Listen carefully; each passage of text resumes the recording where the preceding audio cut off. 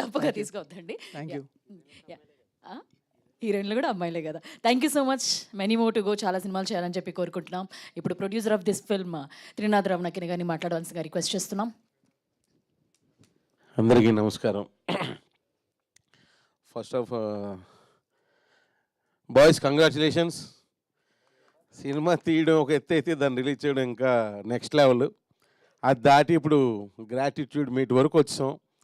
So first of us congratulation to all.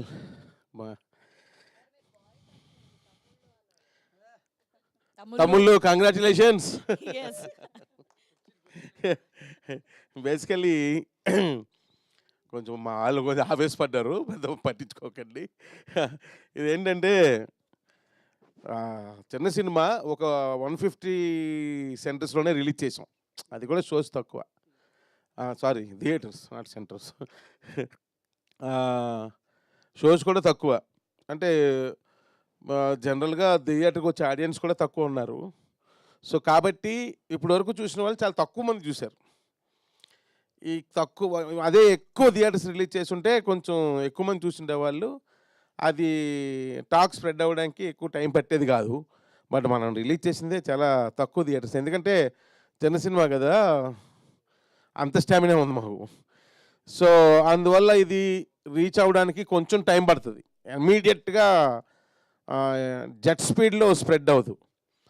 So నిన్న first day, ఈరోజు second day, రేపు bookings ఇంకా బెటర్గా ఉన్నాయి.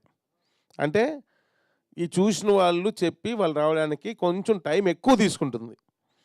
సో ఇప్పుడు సినిమాను కొంచెం నిలబెట్టగలగాలి. నిలబెడితే రేపు సండే దాటిన తర్వాత, సండేకి నాకు తెలిసి కొంచెం ఎక్కువ చూస్తారు. ఎందుకంటే సండే కొంచెం బాగానే ఉన్నాయి బుకింగ్స్. సో అంటే రోజు రోజుకి కొంచెం కొంచెం బుకింగ్స్ పెరుగుతున్నాయి. అంటే నేను ఒకేసారి 100% బుకింగ్స్ పెరిగిపోతాయని ఎక్స్పెక్ట్ చేయట్లా. నేను డేకి ఒక 5 to 10% పెరుగుద్దేమో అనుకుంటున్నాను అంతే. అంతకంటే ఎక్కువ ఎక్స్పెక్ట్ చేయట్లేదు. సో సండే తర్వాత కొంచెం రైజ్ అవుద్ది అనిపిస్తుంది. ఎందుకంటే మా టీంతో నేను కూడా అన్ని థియేటర్స్కి వెళ్ళి బాగా చూశాను. దాన్ని అయితే 4 times చూశాను సినిమా. 4 times. ఎన్నిసార్లు చూసినా బోర్ కొట్టట్లేదు. ఆడియన్స్ బాగా ఎంజాయ్ చేస్తున్నారు. సో చాలా బాగుంది అనిపించింది. ఏంది మ్యూజిక్ వైజ్ కానీ, ఫోటోగ్రఫీ కానీ, డైలాగ్స్ కానీ, అసలు పర్ఫార్మెన్స్లు అయితే అసలు అందరూ ఎవ్రీబడి ఈజ్ టెల్లింగ్. మొత్తం ఆర్టిస్టులు అందరూ కూడా సూపర్ పర్ఫార్మెన్స్లు అండి. క్యారెక్టర్సే కనిపిస్తున్నాయి కానీ మనుషులు ఎవరు కనబట్టలేదు. సారీ, మనుషులు అంటే అదే ఏమంటారు, యాక్టర్స్ కనిపించట్లేదు, ఓన్లీ క్యారెక్టర్సే కనిపిస్తున్నాయి. సో అంత బాగా చేశారు అంటున్నారు. కొత్త వాళ్ళైనా సరే ఎక్కడ కొత్త అని లేకుండా చాలా ఎక్స్పీరియన్స్డ్ పీపుల్ లాగా చేశారు అని అన్నారు. సో ఐఎమ్ వెరీ హ్యాపీ అండి. యాజ్ ఎ ప్రొడ్యూసర్ నాకేమీ పెద్దగా బాధ అనిపించట్లా. ఎందుకంటే ఓకే, సినిమాని మెచ్యూర్డ్గానే తీసాం. ఎక్కడ అన్మెచ్యూర్డ్ టాక్ రాలా సినిమాలు ఎక్కడ కూడా ఇప్పటివరకు. ఈవెన్ దో రివ్యూస్ అని అన్నారు కానీ రివ్యూస్ కూడా ఎక్కడ అన్మెచ్యూర్డ్ అని ఎక్కడ రాయలే. అందరూ మెచ్యూర్డ్గానే రాశారు. అంటే రివ్యూసే రాయరేమో అనుకున్నాం, రివ్యూస్ రాశారు మన సినిమాకి. దానికి మనం హ్యాపీ ఫీల్ అవ్వాలి. దానికి అర్థమైందా? సో కాబట్టి దాన్ని అసలు అనొద్దు. అది దాని గురించి అసలు మనం కామెంట్ చేయకూడదు. సో ఎందుకంటే దే హ్యావ్ దట్ రైట్. మనకు కూడా రైట్ ఉంది, మనం కూడా రాసుకోవచ్చు, అదేం ప్రాబ్లం లేదు. సో నేను ఎప్పుడు అదే చెప్తాను, రివ్యూస్ పెద్ద ప్రాబ్లం కాదు. ఎందుకంటే దాని గురించి వాళ్ళు రాయడం వల్ల కొన్ని విషయాలు మనం నేర్చుకుంటాం.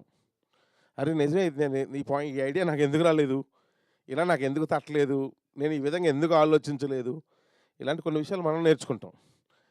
అండ్ ఒక్కొక్కసారి మళ్ళీ అది రిపీట్ కాకుండా చూసుకుంటాం. సో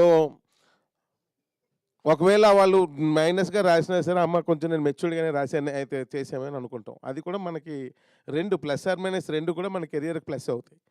సో కాబట్టి ఎప్పుడు దాని మీద కామెంట్ చేయకండి, రివ్యూస్ గురించి అస్సలు కామెంట్ చేయొద్దు. సో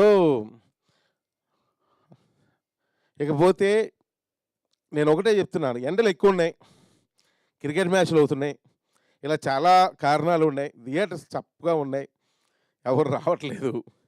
సో సెలవులు కూడా ఇచ్చారు, హాలిడేస్, ఇంకేంటి ప్రాబ్లము అని కూడా కొంతమంది ఆలోచనలో ఉన్నారు.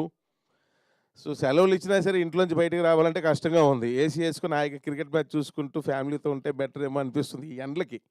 అంతెందుకు, ఇప్పుడు ఈ మధ్యాహ్నం పూట ప్రెస్ మీట్ పెడితేనే నేను మర్చిపోయి నిన్నటి చొక్కా వేసుకొని వచ్చాను. ఇదేమన్నా అప్పుడు ఏమంటారు మన ఫోటోలు అన్నిటిలో ఇదే చొక్కాతో ఇచ్చా. ఇప్పుడు ఏమనుకుంటారు, వీళ్ళు ముందుగానే ఇది వీడియో తీసి ఈరోజు గ్రాటిట్యూడ్ మీట్ అని పెడతారేమో అని డౌట్ పడతారా అని డౌట్ వచ్చింది. మళ్ళీ ఈ ఎండకి అంత దూరం ఏం వెళ్తాంలే అని నేనే ఈ ఎండకి భయపడిపోతున్నా. అలాంటిది జనాలు ఎందుకు భయపడరు? బట్ కానీ రండి, థియేటర్స్కి రండి, చౌర్యపాటను చూడండి. ఓ థ్రిల్ ఉంటుంది. కాకపోతే నేను మాట్లాడిన వాళ్ళందరూ ఓ మాట అన్నారు, నాకు హ్యాపీ అనిపించింది. రెగ్యులర్ సినిమా కాదు సార్, డిఫరెంట్ సినిమా తీశారు, బాగుంది అని. చాలు, సూపర్ అనిపించింది. సో అందుకే నేను మరలా చెప్తున్నా, సినిమాకి రండి, చూడండి, చౌర్యపాటం టీంని ఎంకరేజ్ చేయండి. డెఫినెట్గా it will be work out. And and team అందరికీ వన్ బై వన్ నా కంగ్రాచులేషన్ చెప్పాలని ఉంది. కానీ చెప్పే ముందు నా సినిమా మీద నాకు బాగా నమ్మకం ఉంది. ఇంకా నేను వెయిట్ చేస్తున్నాను సక్సెస్ మీట్ కోసం. డెఫినెట్గా సక్సెస్ మీట్ చేస్తామన్న నమ్మకం ఇంకా ఉంది. అందుకే దీనికి సక్సెస్ మీట్ అనొద్దని చెప్పా.